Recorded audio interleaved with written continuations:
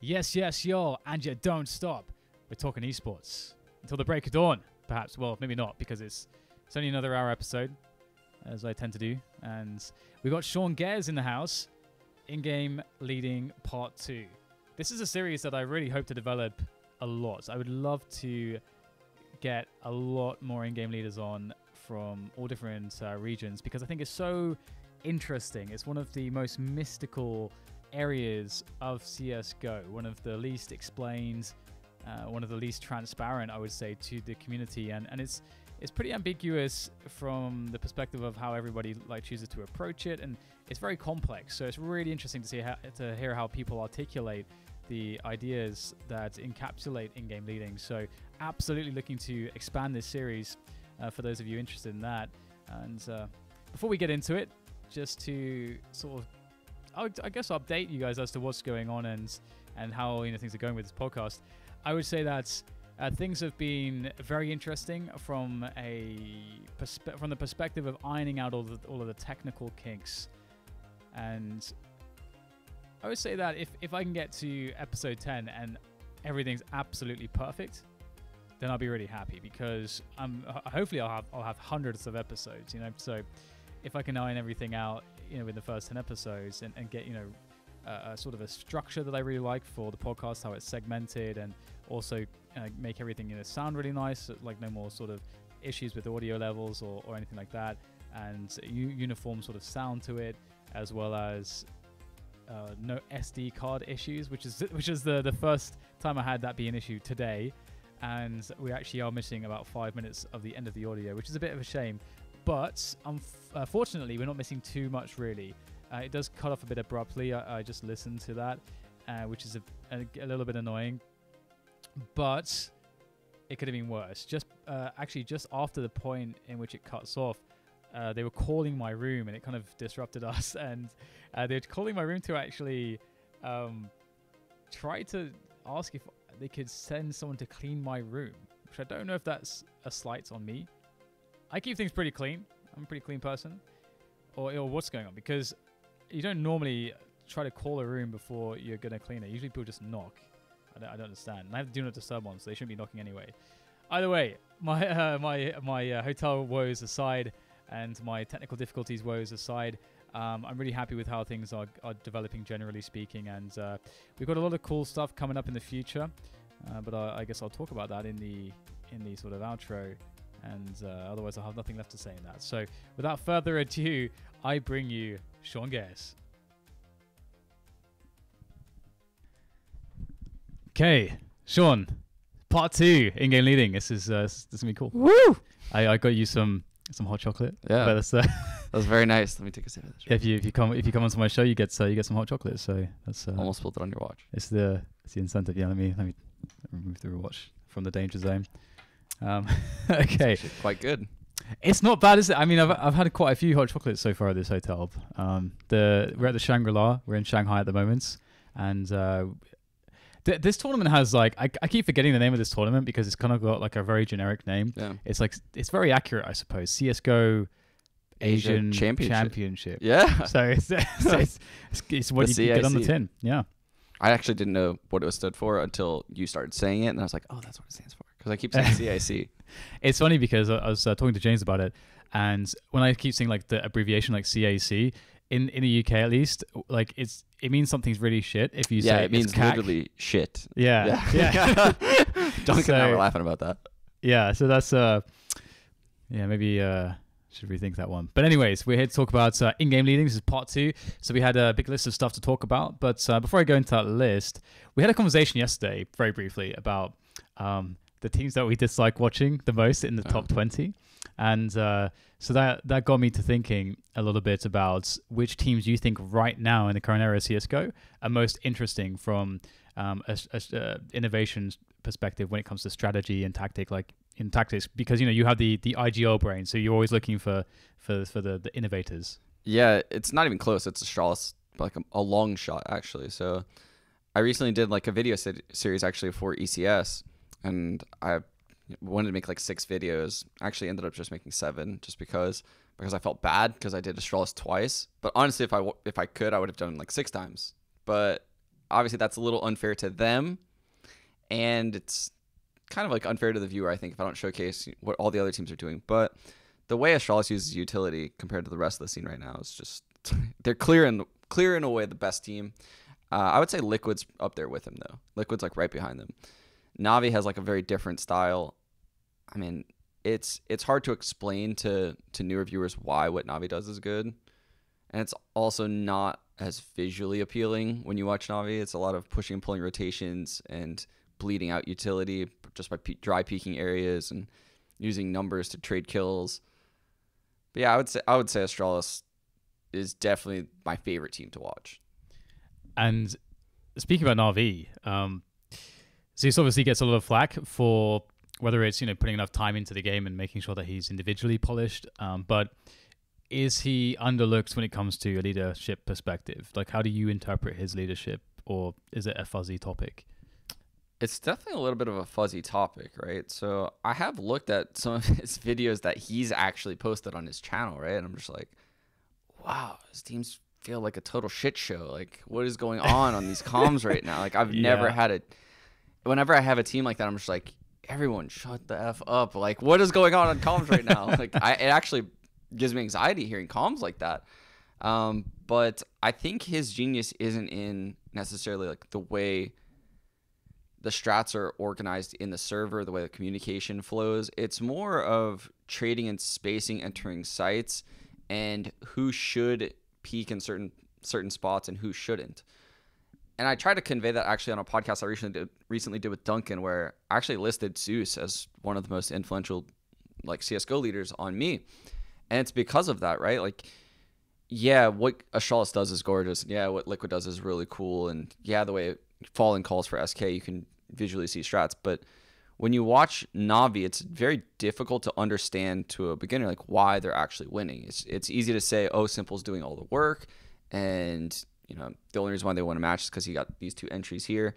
But a lot of the times they're pushing and pulling rotations by showing very small amounts of pressure across the map before Simple does something, or when Simple initially peaks something, right? Like, say if he peaks upper B on Mirage, he's going to draw a second rotate, and then because of that, they're going to be able to take mid easily with less utility because they know the cat guy's not going to be there. It's just like very small things that you realize when you watch NaVi, as far as like spacing in particular. When they actually commit to a bomb site, they'll always get trades, right? And they also do a very, very good job of bleeding the clock down low, making all the CTs use their utility. So if you're playing a map like Inferno, for example, right, they might bleed all your utility out at mid and B, and then you're forced to play 2 guys B, 3 guys A, and then late round they're going to hit one of the sites with all 5 people, right? So they're going to 5-on-2 you at B when you have low utility, or they're going to 5-on-3 you at A. And that sounds easier said than done, right? To like actually force utility out of the top teams. People don't understand how difficult that is. And that's something that I have a lot of admiration for what Zeus does. But with that being said, like, I think NaVi could improve their game so much more if they added a lot of executes and changed the way that they approach the game additionally. Like, maybe add some of like Astralis's executes or something.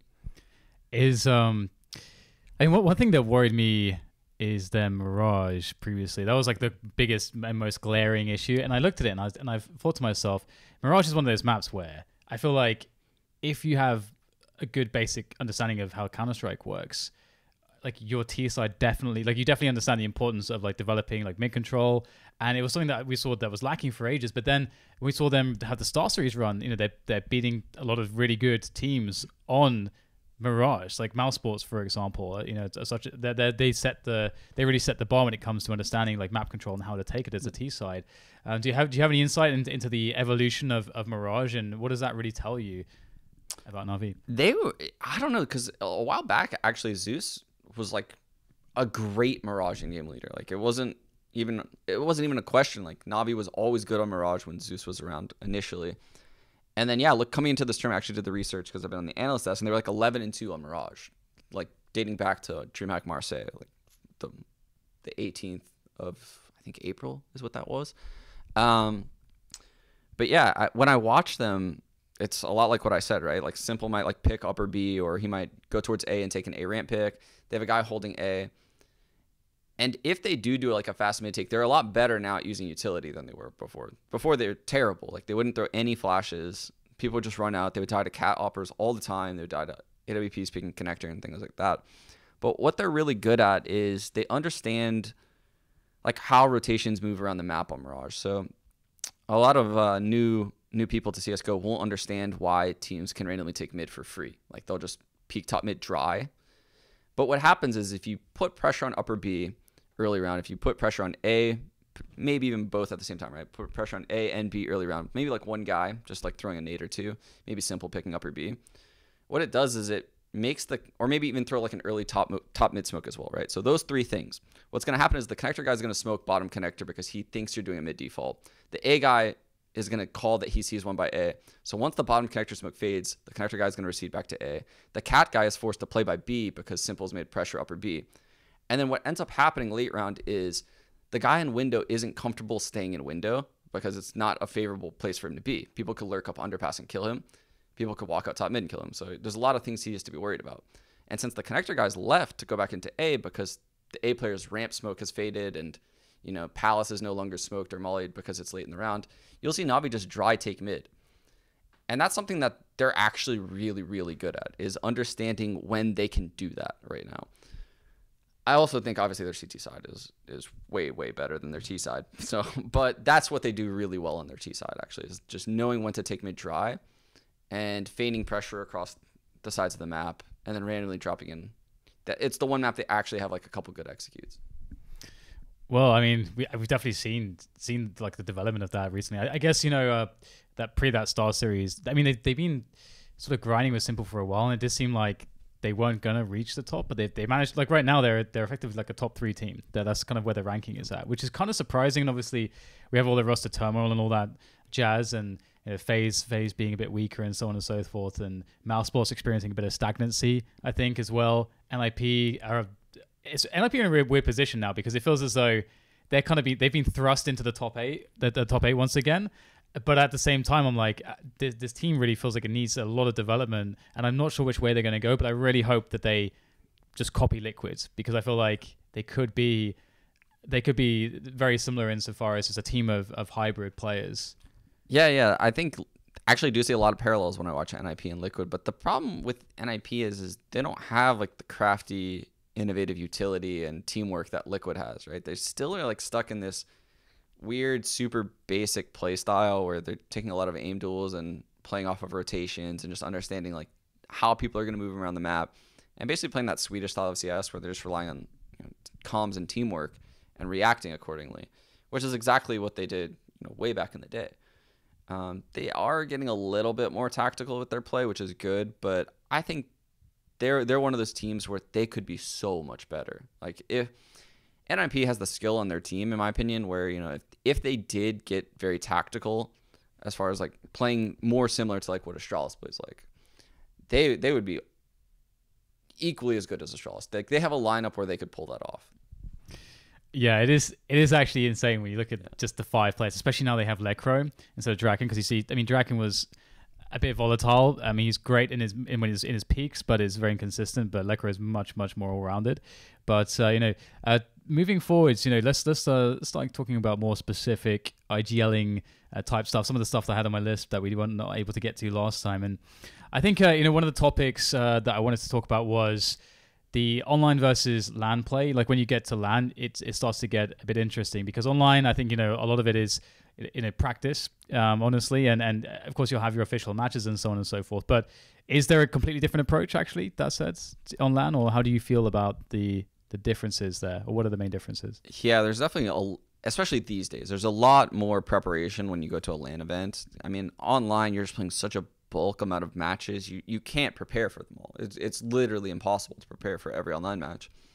And when LANs end up coming close, you practice for a match, well in advance.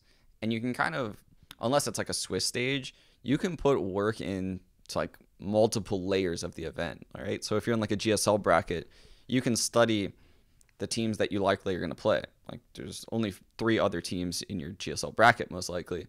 So if you want to, you can basically only study 9 maps of Counter-Strike, because you can kind of predict where the vetoes are going to go and things like that.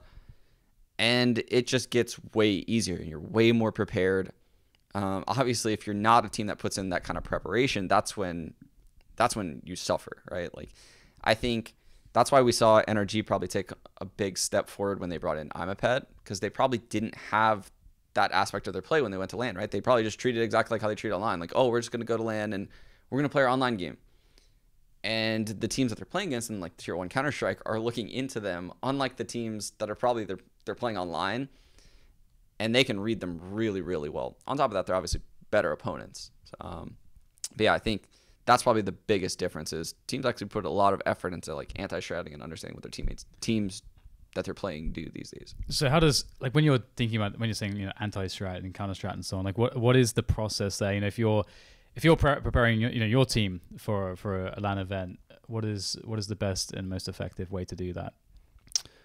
So the first thing, obviously, when you go into like anti-stratting, is you have to understand where the veto is going to go. So you have to understand, like, not only it's difficult when you look at these top teams because their vetoes change from opponent to opponent. So you have to understand, you have to look at a large amount of their vetoes, and you have to understand why they veto certain things against certain opponents, right? Because they might veto, overpass when they play Astralis, but again, against like 50% of their opponents, they always veto nuke, and 20% of the other opponents, they veto like Inferno. So you have to understand like why they're doing those things, what causes them to pick certain maps and stuff like that. And you can understand very quickly, actually not very quickly, but basically within, like an hour, you can understand exactly how the veto is going to go pretty much, 95% of the time in a LAN best of 3 or even best of 1. So then you prepare for that map, and you want to download, a few demos on that map of that team, and you start looking at tendencies, right? And this is where it gets a little tricky. So I would never anti-strat a pistol round ever. Like, there's just so much variance and randomness in pistol rounds in Counter-Strike. But a lot of times, even the Tier 1 teams, they're very readable on like their anti-ecos. They don't have many things that they do. Like, there's not many things that they go over on those rounds, right? They have like a couple things that they know works, and they stick with those things. And then you have to understand like how they approach first gun rounds, and then how they build off of that, what certain smokes mean, stuff like that. So if you say you watch FaZe, right, and they throw the stairs and connector smoke at the A bomb side of Mirage, well, sometimes they exec. They're a very hard team to anti-strat because sometimes they'll exec A with those smokes, and sometimes they might send 3 guys out mid instead of like taking A because they're pulling the connector player over. So you have to understand how they're going to use those smokes. Whereas you might watch NaVi, and when NaVi throws those two smokes, they'll never go mid, right? So you're fine with rotating towards the A bomb site immediately when you see those smokes. So just knowing how you're going to react when you see certain utility pieces on T side, and then on CT side, it's, in my opinion, anti-stratting a team's CT side is a lot more viable because players always have tendencies, like at the top level of Counter-Strike.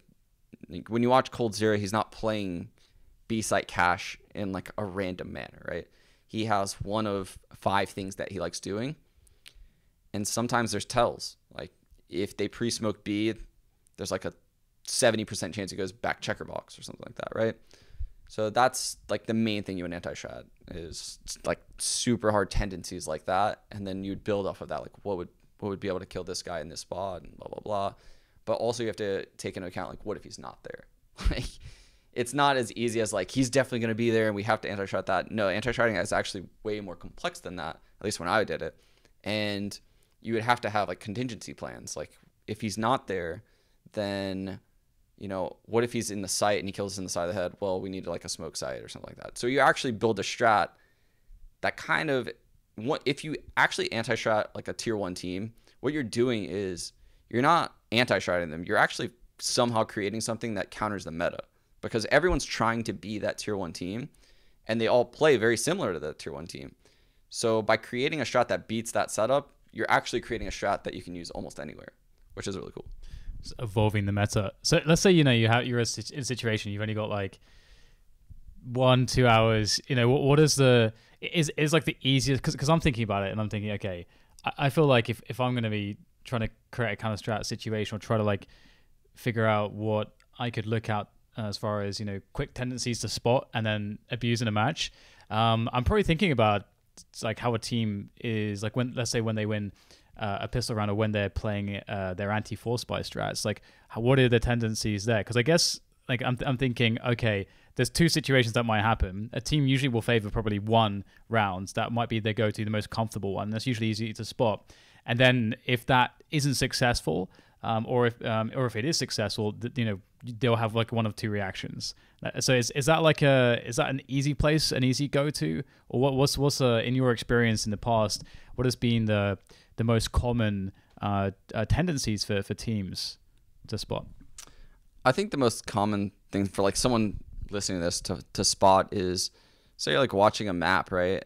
Probably something like cache would be like a good one to use as an example. Like watching someone's CT side and just watching the demo in like 10 times speed and just seeing like how many times are they going like a 2-1-2 setup, how many times are they going like a 1-3-1 setup, how many times are they going like a 1-2-2 setup. And what you're going to notice when you watch pretty much any team is it's not like it's going to be 20% across the board. Like they're going to heavily favor one way or the other, right? And a lot of times teams will stick to a weird 2-1-2 setup on cache. Like in my experience watching a lot of demos is you'll see a lot of 2-1-2s and then you'll see like a random 1-3-1 sprinkled in. And you have to understand, like when you watch, you only need to watch like 3 rounds. Just watch 1 round on 2-1-2, 1 round on 1-3-1. What is the utility usage like on those 3 rounds when those CTs approach middle?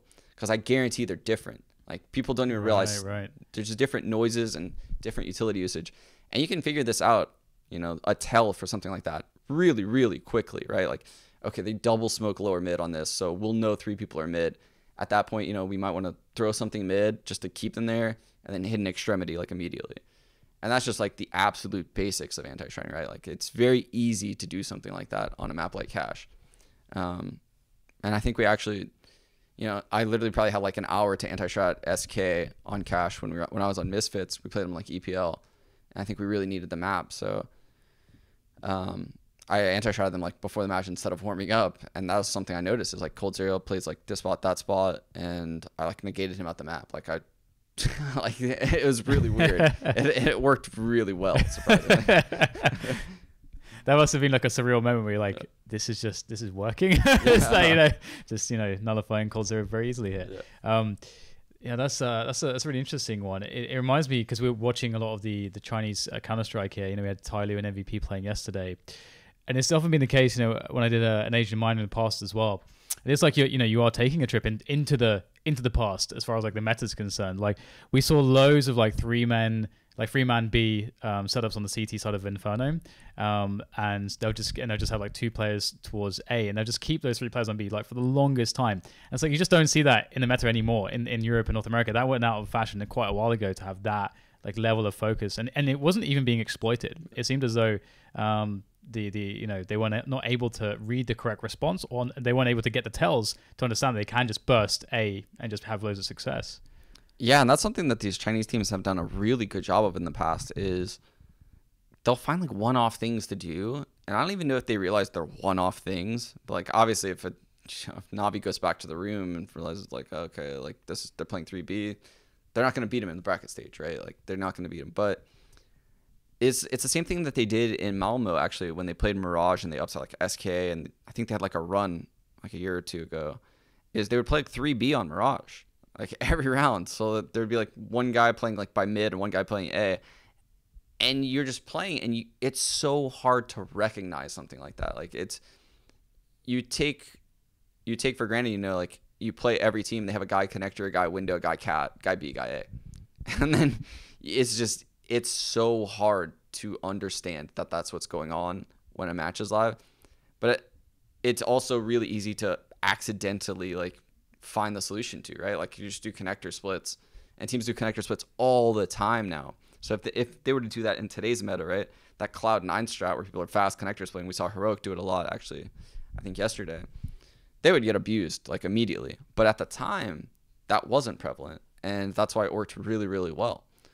So it's hard. I actually don't know if they like luck boxed into that. They very well could have, but it was brilliant at the time. Right. Well, when it comes to preparation, for LAN and so on and so forth, like what is what is also like in your idea, in your eyes, the most effective way to practice? Like, because I have this thing where I call it like practice partner syndrome, where you sort of learn the tendencies of one opponent, and you sort of are a bit outcome oriented in that, and you sort of learn them too well, and it doesn't prepare you, it doesn't give you a good sort of barometer for how you should actually play the game. And usually that happens most, I think, to teams or players that don't have a good theoretical understanding. So they're being very outcome oriented and thinking, oh, well, this just works against these opponents that we practice against all the time, so therefore it must be good. And then you go and play a wider competition and you get kind of busted. But how do you solve this? Like, do you mix up the practice partners? Like, is there a magic number of teams that you would want to play against, or what do you look for when you're thinking about preparing your team? Yeah, I typically hadn't like discriminated against like practice partners at all. So when we're in Europe, I never had a problem playing like, you know, tier 3 opposition. Like we would play avant-garde. You know, my teammates were like, why are we playing these guys? This is before they're obviously known, right? Yeah. And they would actually be like great practice back then. Like they played super scrimmy, and they would punish us, right? Whereas like, you know, we'd play like a G2 or a FaZe, and they're way easier to read, and you know, like you actually have a grasp on what's going on. Yeah, it's really hard to explain, but yeah, I've never, you know, hated playing any specific style of team or number of teams. Yeah, I don't know. I'm not one of those people that only likes to play like 1 or 2 teams in practice. Yeah, it's I guess for some people it's just like a comfort and sort of laziness thing. I think it is definitely easier because of the way that you search for practices in the professional scene these days. It does seem like quite easy to get a, you know, wealth of opponents, and also like there's more, as you say, like good teams even in the tier 3 that are worthwhile practice. And then also like we can actually play again, you know, we can play. We have a lot. What's the best way to put it here? The internet is much better than it used to be. The netcode is much better than it used to be. So there's a huge amount more potential opponents out there. So that does make things a little bit easier. Well, when it comes to, let's see, you know, when you're actually having these practices, is it ever like, obviously, like you have this almost a paradoxical situation where you want to get confidence for your team, I would imagine, before you go into a LAN, but at the same time you want to use the practice as practice, so you don't want to necessarily care about winning so much. So how do you balance that? Yeah, so that's actually a very interesting topic, right? Where I actually don't know the exact solution to. So when I would call strats in practice, there would be like executes. So like on cash, we'd have like this really sick A execute that was kind of a little bit modeled after like Big's execute on A, where they smoke on top of the red box. And it was one of those strats where I don't need to call that in practice. Like we ran it 2 times, and I know it's going to work every time we run it against, you know, a wide variety of setups. I don't need to know that it's going to win me this scrim, and I won't call it at all during the scrims, but I will make sure my teammates know, like, I'm going to call this every single match. Like, this is something that I want included, you know, in the match. And then there's days on practice where, you know, like, I'd be like, yeah, our A hits were terrible. I'm literally going to call A hits 15 rounds in a row. Man, what a joy it is to play on your team. but I won't even tell my teammates sometimes, like, right? Like, they won't understand, like, what I'm doing. And that's because, you know, I don't think they should be aware that they need to, like, dot their I's and cross their T's on their exit. It should just be that way, right? Like,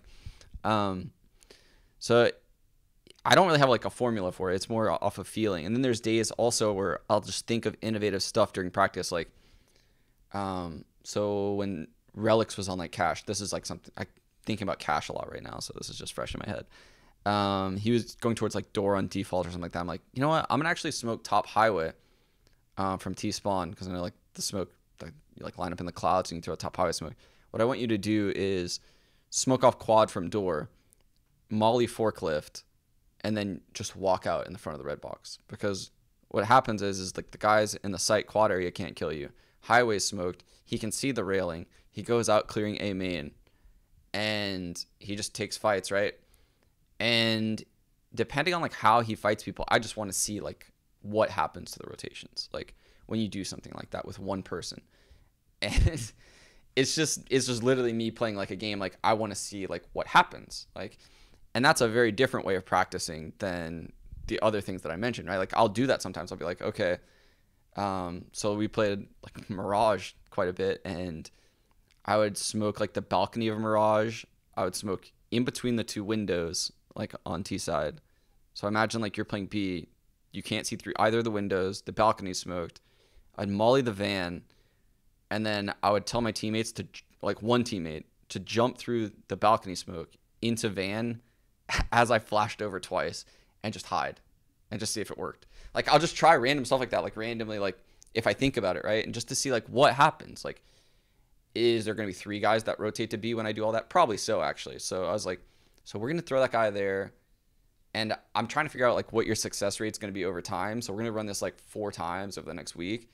And we'll start off by taking mid with like 3 people and leaving like a lurker at A. But if I notice this guy's getting like a kill every time, I'm just like, okay, maybe we should put like 3 guys towards B now instead of like 1 guy. So it's like I'm piecing together things on the fly in practice, where those are both like things that there's a lot of variables in sending like 1 guy out to those places that I can't figure out. Like theoretically, I'm not pushing and pulling rotations in certain ways, and I just need to see the success rate, right? So sometimes I'll do that in practice.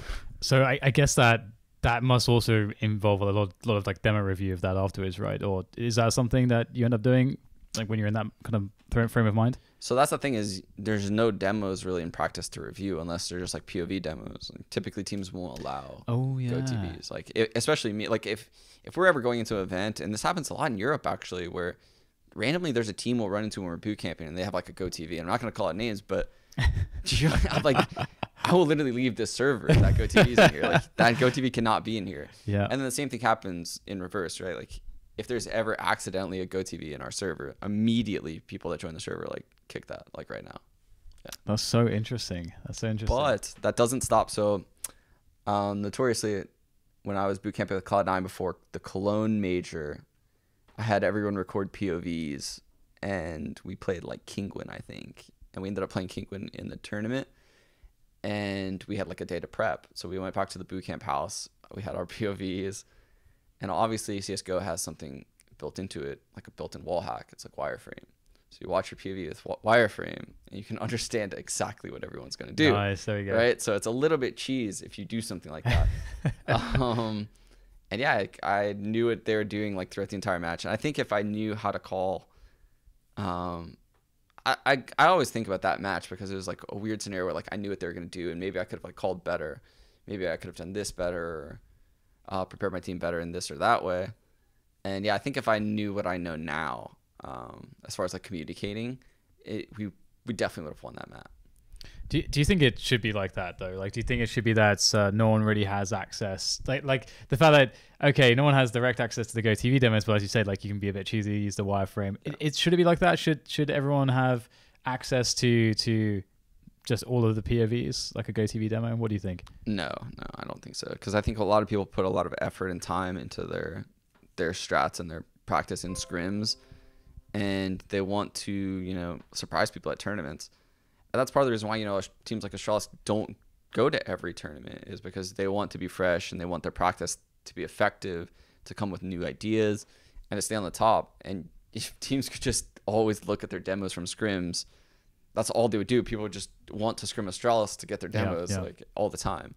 So no, I don't think that should be possible. It is interesting because I remember in the StarCraft 2, in the StarCraft days, I mean, the pro teams in Korea, they were super secretive about demos, and that's what they would have, like this system where, because obviously like it's so like the build order like nature of StarCraft means that you really need to hide all this kind of stuff that you have planned for series and matches, and like what you're practicing is likely what you might end up seeing in a real match. So the pro team houses, they would recruit like a B team that would be specific in-house practice partners, specifically, so that they wouldn't be practicing against any of the people that they would be playing in the actual competition, which is like one of the many reasons why professional StarCraft in South Korea was just so amazing to watch, because the amount of effort that they put into it was crazy. Definitely wasn't. as nice to watch as my Cannon Rush, 2-gate Rush, and DT Rush. Nice. One of 3 strats. What am I gonna do?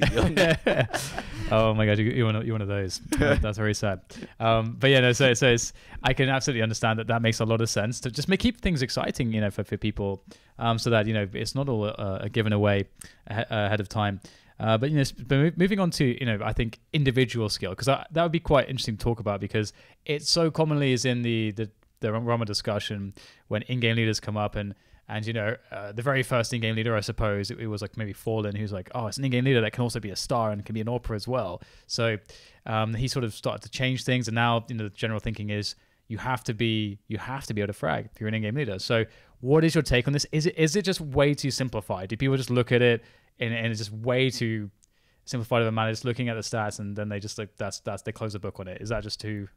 Yeah, I definitely think people have oversimplified the whole stats thing. Like when you watch a player like Zeus, yeah, he's not.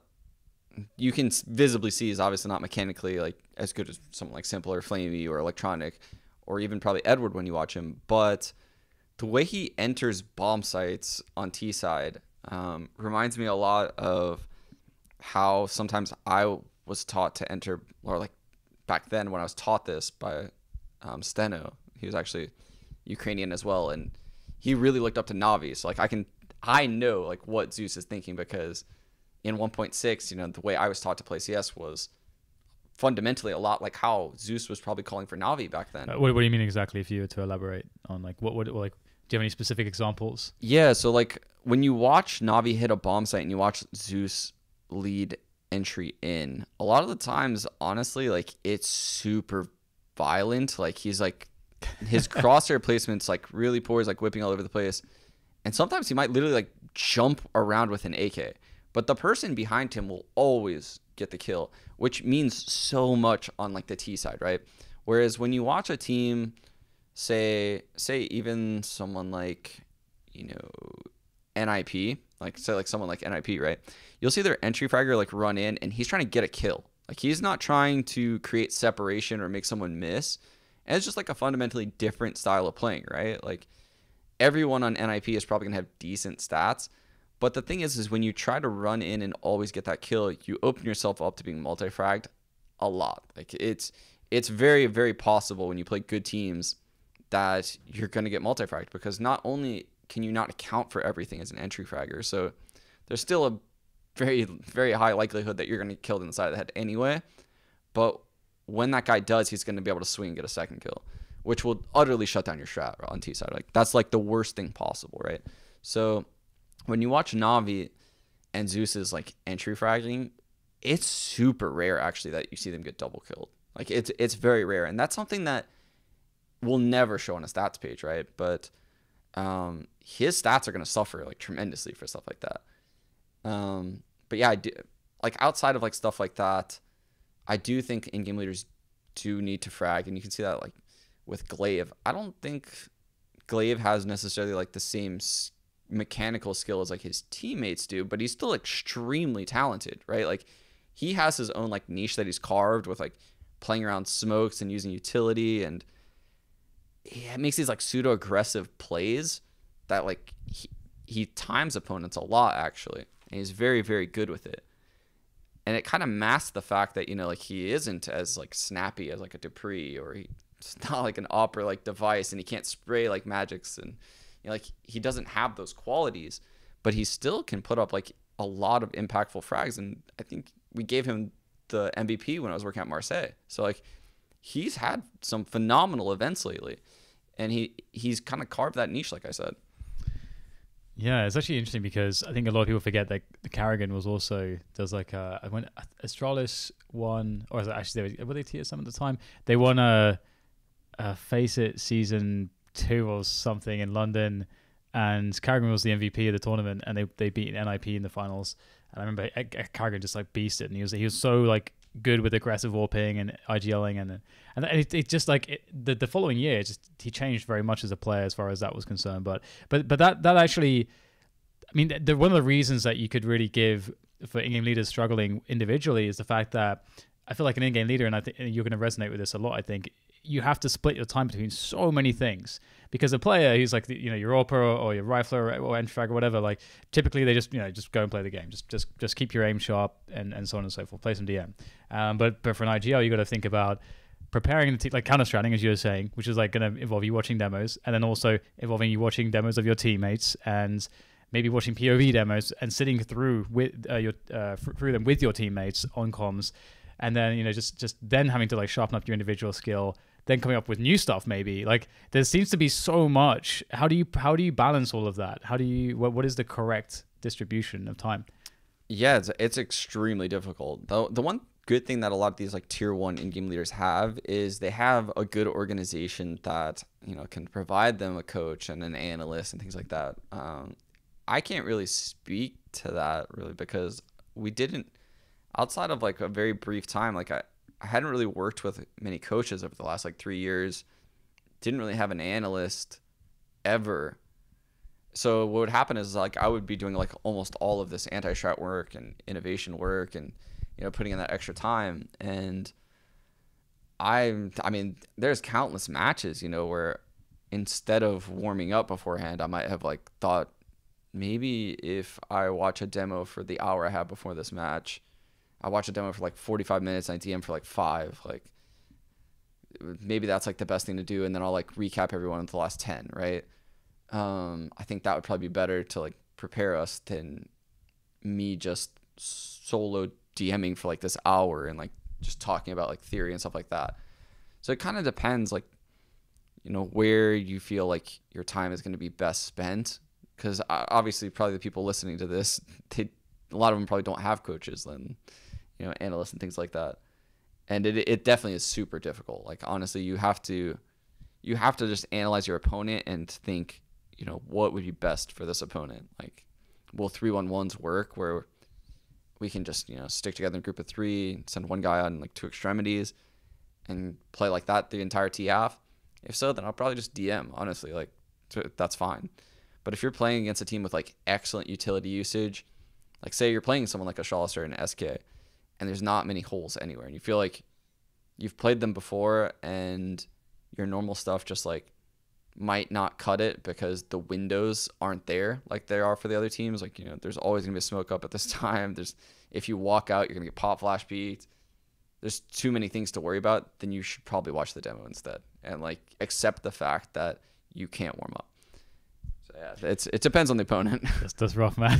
Yeah. It's like such a it's so tough. It does make you wonder a little bit, as you say, like many people, as you have never really had the assist that perhaps would have been valuable for you in an analyst or whatever it might be. I do wonder, in the future, how commonplace it might become when it comes to that. So it's definitely something that is quite a big challenge at the moment. And another thing that I think is challenging for a lot of people is the fact that in top flight CS is the sort of leader of men type thing. Like I feel like a lot of teams, they'll have an in-game leader like that is maybe has like so many of the good qualities. Like maybe he is a good fragger, maybe he's a good analyst, maybe he is good at reading the game, but there's like another skill set that is really valuable, which is being that natural leader of men, like an actual leader, in the classic sense. And so is that something that you think you can get a lot of edges for? Is that something like, for example, like Team Liquid, they have it's your coach. You got Zeus there standing behind you. You've got Zonic standing behind you for your Astralis, Roban if you're FaZe. Like, are they really just supplying that role, or how do you see it? Or is it more valuable with the guy who's actually in the server playing? I think Kerrigan is like a very good, leader mentality. It's weird because I've always tried to.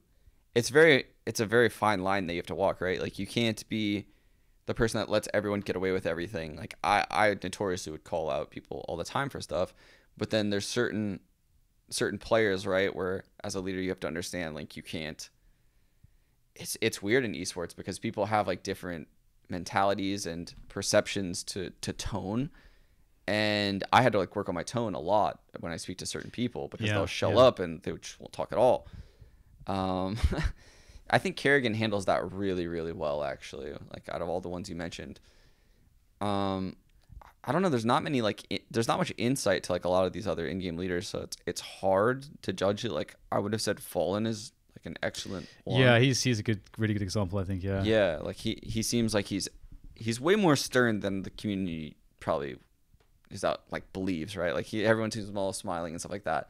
But I know he's like quite a fierce person, and I've heard like he's gonna call you out if you mess up, kind of person. But it's weird. Like he also understands and knows to let Cold Zero call in overtimes, which obviously, yeah, I think Cold Zero obviously experimented with in-game calling now, but he was always calling in overtimes, which is like crazy. Like that SK is notoriously like excellent in those close overtime games, and this whole time Cold Zero has been calling. Like, and Fallen like put his ego aside and allowed that, which is kind of crazy actually when you think about where Fallen's ego should be based on all the praise he's gotten like over the years, right? Like that he can put that to the side and be like, yeah, I think we'd be better if you call in overtime, because what I'm calling by then would probably be stale. Yeah, that's so smart. Yeah, it's actually really awesome. It's like, I don't know, being a leader is like, there's so many weird little aspects of it inside CSGO that it's hard to like put like any in-game leader into a box, right?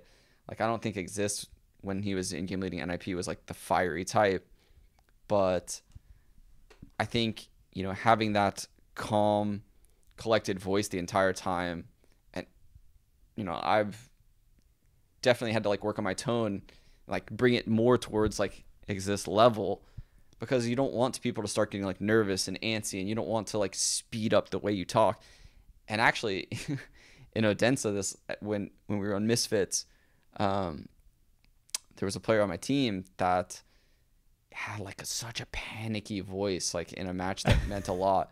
And I snapped on him. I was like, I actually like snapped. I was like, because he basically caused everyone to speed up the way they talked. And so I called a timeout, and I was like, stop. Obviously, I probably said it in like a very harsh tone, because after the match, we ended up winning the match. I think it was like overpass against NIP or something like that. But you can probably watch the round. It was like a crazy situation where like the bomb was down in playground, like a 2-on-2, and like the comms were so insane. Like it was beyond your wildest imagination, like what it sounded like. And I was just furious that it got to like that, and like I was probably like that, like five years ago, and I had to work on that. That's something I had to work on. So that's something that someone like Exist probably never had to work on. He seems like super monotone and like has that calm nature, which is actually very, very important as far as like leading a team.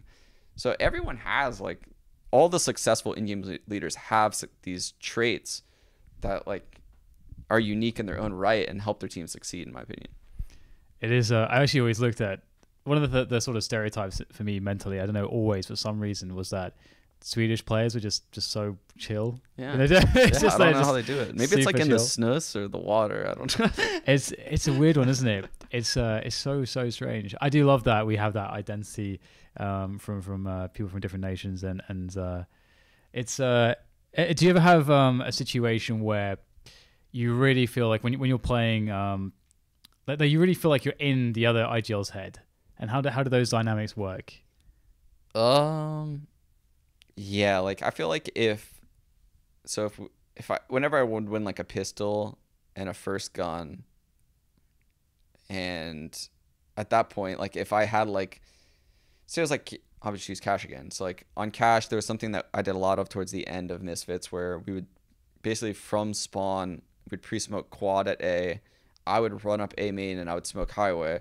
So the A player is basically sitting there, and he's definitely going to smoke A main, and he has to respect the fact that we could run out at that point, because there's two smokes on a site, he has no info, and the door's about to be open, we're about to molly fork. So literally there's nowhere he can be to get info, unless he's like hiding in the A main smoke, which we're spamming and stuff like that.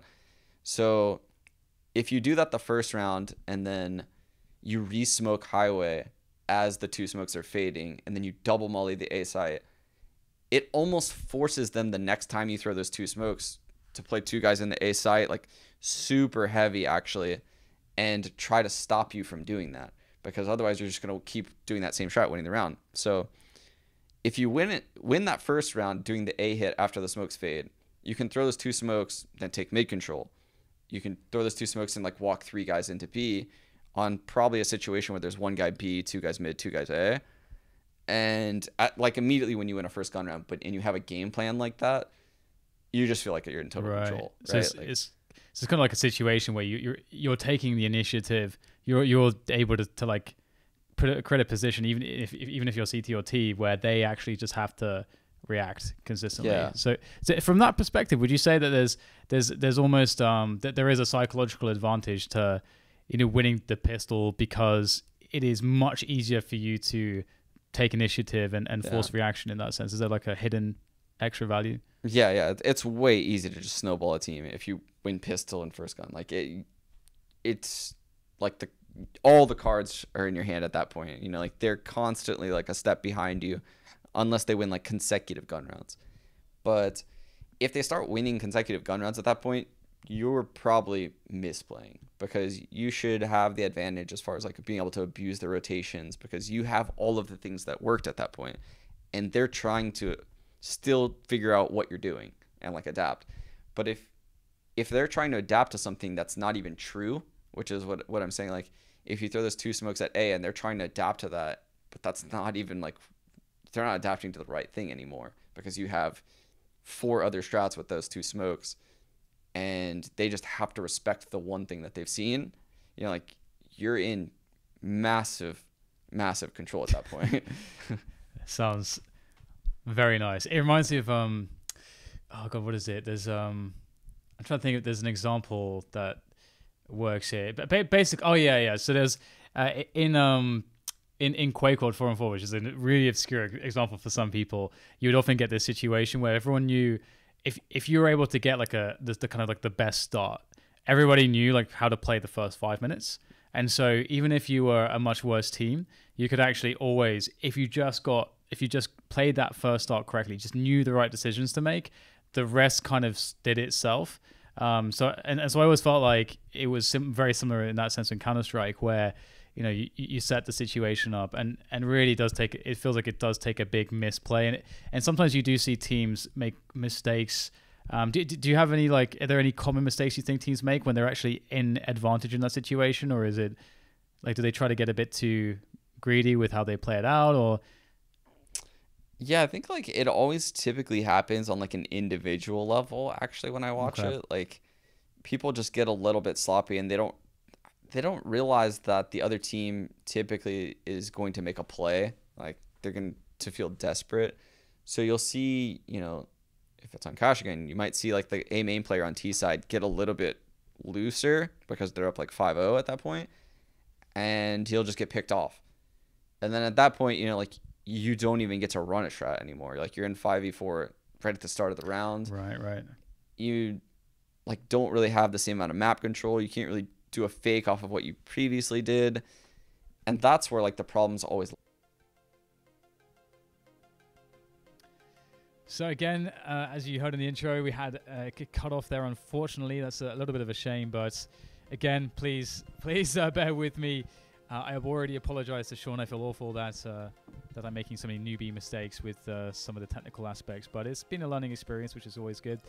To whet your appetite, I do have some interesting conversations coming up next week.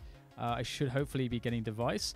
I almost got him at ECS, but unfortunately, obviously, Device has been dealing with some health issues recently, and he wasn't having a great day on the time we had scheduled. So he instead chose to rest, which obviously is absolutely cool, and I'm happy that he was able to and happy to reschedule that one. So hopefully talking to Device, I'm really stoked for that conversation, and I'll be trying to investigate some of the things that I think are most interesting about Device. Obviously, there are many things that are really interesting, but I tend to like to drift towards some of the more psychological aspects of the game and performance.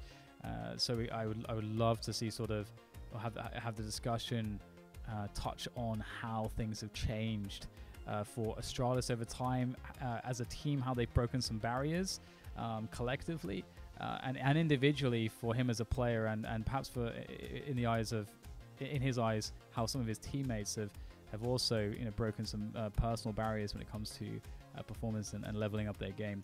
And I also have Tommy Lurpis. He will be coming on next week as well, and we'll be discussing MIBR and all things related to that. So that's going to be exciting because that's definitely a very cool brand coming back into CS. So very excited to hear more about that. But I suppose that will be it for now. I will see you guys on the next one. Thank you very much.